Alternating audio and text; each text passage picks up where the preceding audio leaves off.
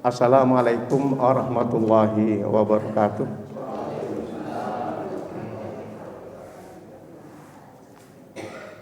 Alhamdulillah wa syukrulillah ala nikmatillah wala haula wala quwata illa billah, amma ba'du. Jemaah salat maghrib yang insyaallah malam ini selalu dirahmati oleh Allah Subhanahu wa taala. Semoga apa yang kita kerjakan bermakna di hadapan Allah dan tercatat sebagai amal yang ikhlas di hadapan Allah Subhanahu wa taala. Mari malam ini tadabbur ini kita awali bersama dengan membaca basmalah. Bismillahirrahmanirrahim. Bapak Ibu, kita bicara tentang hati sudah. Kita bicara tentang akidah sudah. Kita bicara tentang ikhlas sudah. Saya hanya ingin mencoba ini untuk meneruskan perilaku kita. Sekali lagi, meneruskan perilaku kita dari pekan yang silam. Ketika kita berbicara, perilaku kita ini didasarkan karena kecintaan kita kepada Allah dan keterikatan kita dengan Allah. Ada hadis begini. Hadis ini diriwayatkan oleh Bukhari dan kalimat saya baca matanya aja. Ya Rasulullah, kan sahabat Rasul itu datang kepada Rasulullah. Ya Rasulullah, ayyakunul mu'minuna jabbana. Ya Rasulullah, apakah orang yang beriman itu masih punya perilaku yang penakut? Saya ulang Pak ya. Ini pertanyaan yang sampai detik ini terjadi betul ini. Ayyakunul mu'minu jabbanan. Apakah orang mukmin itu penakut? Maksudnya masih punya karakter penakut? Nabi berkata, na'am. Iya. Jadi walaupun penakut itu perilaku tercela, tapi Rasul masih mengatakan iya. Maka kemudian qila ya Rasulullah, maka sahabat itu bertanya kembali, ayyakunul mu'minu bakhilan. Apakah orang mukmin itu ya Rasulullah punya karakter bakhil? Bakhil itu cerek bin keret-ket.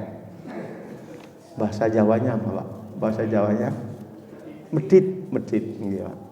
Apakah orang mukmin itu? Kata Rasulullah, na'am.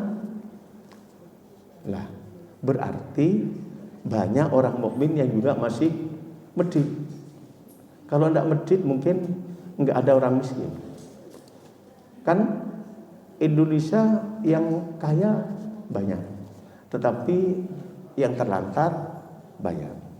Karena Rasulullah mengatakan bakhilan itu na'am. Kemudian sahabat Rasul bertanya lagi, qila ya Rasulullah, ayyakunul mu'minuna kadiban. Apakah orang mukmin itu ya Rasulullah punya karakter kidib, bohong, tidak jujur? Rasul mengatakan la. Orang mukmin itu tidak mungkin dia punya perilaku bohong. Ini hadis yang dikenal sahihain. Jadi kalau dia penakut, ya kata Rasulullah. Maksudnya ditoleransi lah. Mungkin mau perang tidak berani, mau ngomong tentang kebenaran tidak berani, takut dicopot jabatannya, kan begitu. Sekarang ini banyak orang bukan tidak berani Pak, tetapi dia takut dicopot jabatannya. Betul. Kalau bakhil, iya kata Rasulullah, orang mukmin itu banyak bakhil. Intinya ketika dia dapat duit 1 bulan, kalau bagi negeri Pak 1 bulan, itu kemudian uang itu diambil Pak. Padahal 2,5% bukan milik kita. Itu bakhil namanya. Nah, 2,5% itu kalau gajinya pegawai negeri zaman saya itu hanya 5 juta. Kalau sekarang pegawai negeri itu gajinya sampai 12 juta. Apalagi guru dapat 2. Guru itu kan dapat 2 ya. Dapat gaji biasa, dapat sertifikasi. Nah, kalau sertifikasi dengan itu dapat 12 juta, 2,5% yang enggak, itu namanya bakhil. Iya, kata Rasulullah. Tetapi ketika ditanya, ayyakunul mu'minu kadziban? La. Apakah orang iman itu punya karakter bakhil ya? Kadzib, tidak jujur ya Rasulullah? Tidak. Tidak mungkin orang beriman itu dia tidak jujur. Nah, kalau kemudian kita mengamati hadis ini, ketika kita tidak jujur, ya kita tidak beriman. Kan begitu kesimpulannya. Contoh tidak jujur contoh. Bapak, apakah pendapatan gaji itu diberikan sama istri semuanya apa enggak?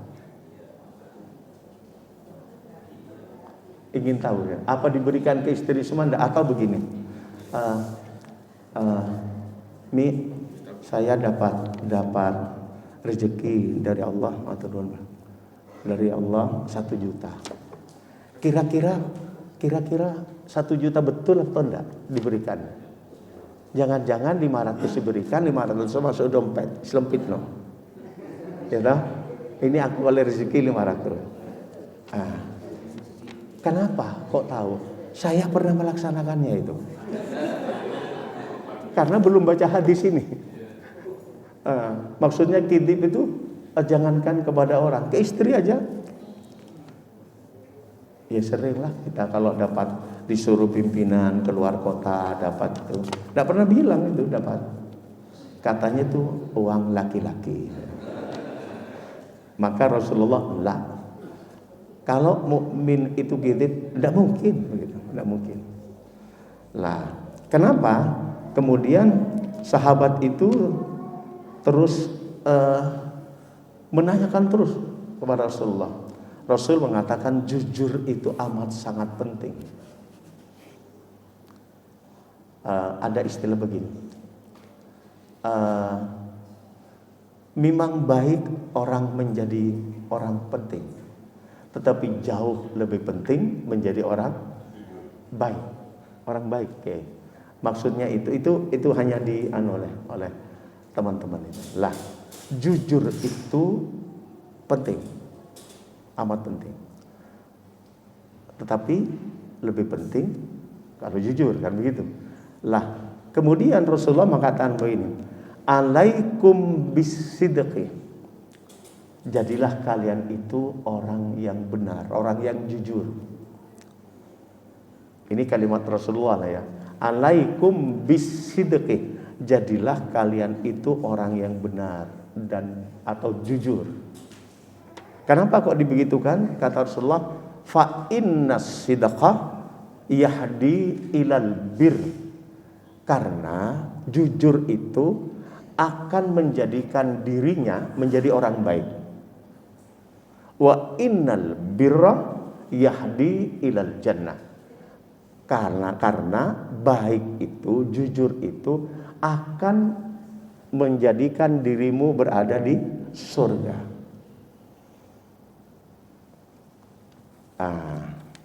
Ini kan bicara hati. Kan pernah kita kupas, kalau Allah menyebutkan itu adalah sadar, Allah menyebutkan itu adalah qalbun, Allah menyebutkan fuad, maka fuad dan qalbun itu tidak pernah tidak jujur. Orang Jawa yang menyebutnya mata hati. Lah, kemudian karena itu menuju surga, Rasul meneruskan begini kalimatnya Rasul, iyyakum wal kadzibum. Tetapi jauhi oleh kalian kadzib, bohong itu. Kalau tadi disuruh jadilah kalian orang yang jujur, karena jujur itu akan menjadikan kamu baik, dan baik itu akan menempatkan dirimu di surga. Iyyakum wal kadzib, dan jauhlah kalian berbuat bohong. Kata Rasulullah, jauhi. Kenapa? Kata Rasulullah, fa innal kadhiba yahdi ilal fujur. Karena orang tidak jujur itu akan menjadikan kamu fujur. Fujur itu adalah perilaku tidak baik. Tadi Pak Ustadz nyebutnya fa alhamaha fujuraha wa taqwaha, akan menjadikanmu fujur, tidak baik. Terus kemudian kata Rasul, fa innal fujur yahdi ilan nar. Karena fujur itu akan membawamu ke neraka. Maka hadis ini kita pilih, apakah kita menjadi jujur atau kita menjadi kidib. Kalau kidib jelas neraka, kata Rasul. Kalau kita jujur, kita menjadi orang yang di surga. Bapak Ibu pernah tahu surga? Enggak pernah. Harus tahu. Allah itu akan memberikan surga yang permanen, tetapi Allah berikan di dunia surga yang tidak permanen. Cuman ibu bapak kadang-kadang lalai pemberian Allah itu. Lalai, Pak. Surga itu kenikmatan yang tiada taranya. Kalau besok di akhirat itu adalah permanen. Kematian itu awal daripada kehidupan yang abadi nantinya. Mati jasad kita, ruhnya kan hidup. Ya kan? Lah, dari hidup Pak Israfil niup miso, rotot, maka hancur seluruh dunia, gunung hancur. Ketika gunung dijalankan oleh Allah itu, maka kata Allah, bumi ini datar. Maka metodologi teori yang mengatakan bumi itu bulat disanggah oleh Al-Quran, bumi ini datar. Bagaimana caranya? Ya kita tidak tahu, karena saya belum sampai ke barat gitu. Belum ada Indonesia yang tahu, ke timur, tapi Al-Quran menyebutnya bumi ini datar. Kemudian besok ketika Pak Israfil trompetnya ditiup lagi, kedua kalinya, kita yang mati bangkit seperti ini lagi, bangkit. Cuma yang tadi itu as-sidqo, wajah kita akan cahayanya baik kata Allah. Tetapi yang kidib, hitam pekat. Nah kalau ingin tahu, siap-siap besok ketika Pak Israfil niup kedua, pakai HP dilihat anu kita. Kira-kira bercahaya atau tidak kita besok. Atau begini aja. Orang yang tidak beriman, cahayanya itu berbeda, ketampanannya itu berbeda dengan orang beriman yang memang ganteng cantik, beda. Bapak Ibu lihat aja nanti kalau ada orang tampan, ada orang cantik, cantiknya itu sama dengan yang beriman, sinarnya berbeda. Jelek sama jeleknya, sinarnya berbeda. Itu bisa dibuktikan nanti. Kemudian kenapa orang kidib itu, orang tidak jujur itu tidak baik? Kata Rasulullah SAW begini, tidak jujur itu yang pertama sidqul hadis, jujur dalam perkataan. Jujur dalam perkataan itu jangan kemudian kita berdakwah yang tidak dari Allah dan Rasul atau dari sahabat atau dari ulama-ulama yang memang kapabilitasnya bagus. Yang kedua kata Rasulullah SAW itu as-sidqul muamalah, berkatalah jujur kalau bermuamalah. Saya bukan mengungkap aib daripada saya yang lain, dan bukan berarti walaupun dilarang, tapi ini dalam keterbukaan dakwah. Contoh Pak, contoh. Suatu ketika saya beli HP. Contoh, saya beli HP. Saya beli HP itu di Surabaya, harganya contohnya 1 juta. Oke. Kemudian suatu ketika ada teman datang ke rumah. Kok bagus Pak HP-nya? Iya. Jaluk tolonglah beli HP saya. Bagus Pak, ini Pak warnanya bagus. Berapa Pak? Aku tukune 22 juta. PNW 1.500.000. Bener enggak itu? Bener enggak kira-kira? Rasul mengatakan asidqul muamalah. Dalam bermuamalah harus jujur.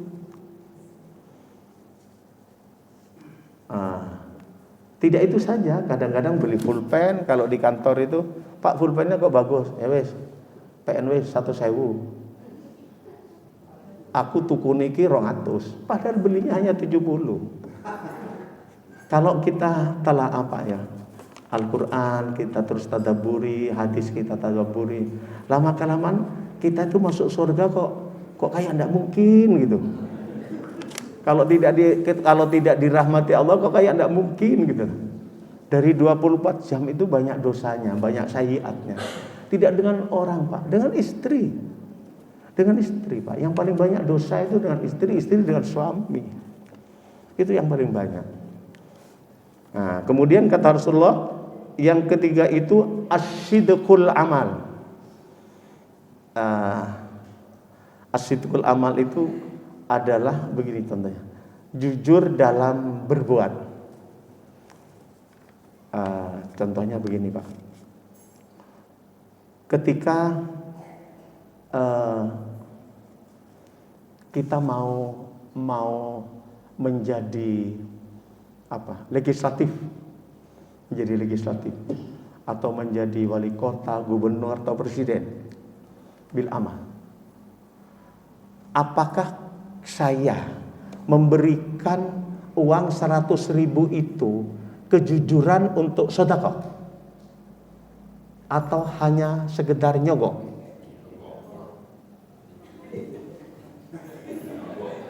Pak, pernah saya kerjakan itu Pak. Ketika saya menjadi dapil Mayangan, saya menyesal. Sudah mobil dijual, sepeda motor dijual. Yang sukses itu tim suksesnya Pak. Yang keempat adalah as-sidqul hal, jujur dalam hal perilaku sehari-hari. Contoh begini. Ini hadis Pak ya, bukan kemudian orang mendefinisikan. Ini definisi Rasul. Janganlah kalian kalau kaya, jangan pura-pura kamu miskin. Kidib itu kata Rasulullah. Dan jangan kamu kalau miskin, kamu pura-pura kaya. Paham? Tapi kadang-kadang banyak orang kaya pura-pura miskin. Mungkin takut dimintai sumbangan kan gitu. Ada lagi yang miskin pura-pura kaya. Ya toh? Ya. Maka kalimat ini adalah perlu kita ingat. Asyidqul muamalah, kejujuran dalam muamalah, asyidqul amal dalam beramal, asyidqul hal dalam kita keseharian, dan asyidqul hadis dalam hal pembicaraan. Mungkin kalau kita dengan keluarga, yuk dalam hal hadis ungkapan ini kita harus betul-betul jujur dengan istri kita. Karena apa? Suami memberikan nafkah kepada istri itu sedekah terbaik.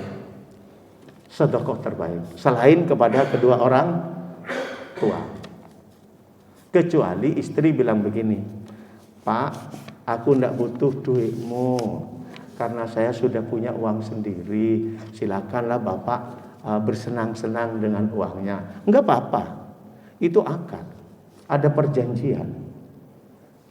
Nah, kalau istrinya tidak bilang begitu, ya wajib. Kalau tidak, itu namanya kizib.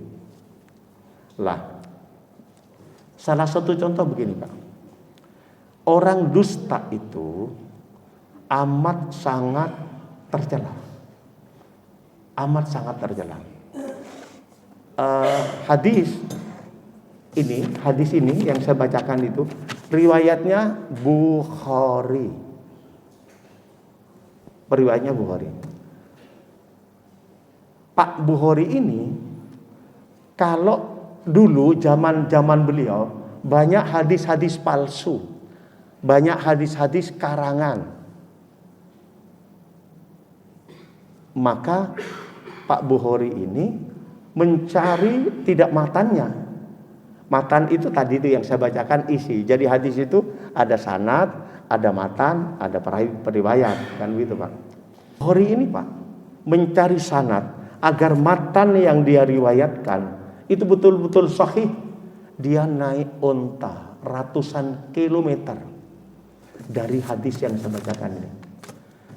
Ketika sampai ke orang yang dia mau mintai keterangan, karena dia sok sanad, umpamanya saya ke Banyuwangi. Oh, ini yang tahu periwayatnya Salim di Banyuwangi. Saya datangi ke Banyuwangi. Jadi Bukhari datangi itu. Sampai di rumahnya A itu, orang yang menjadi sanad itu sedang megang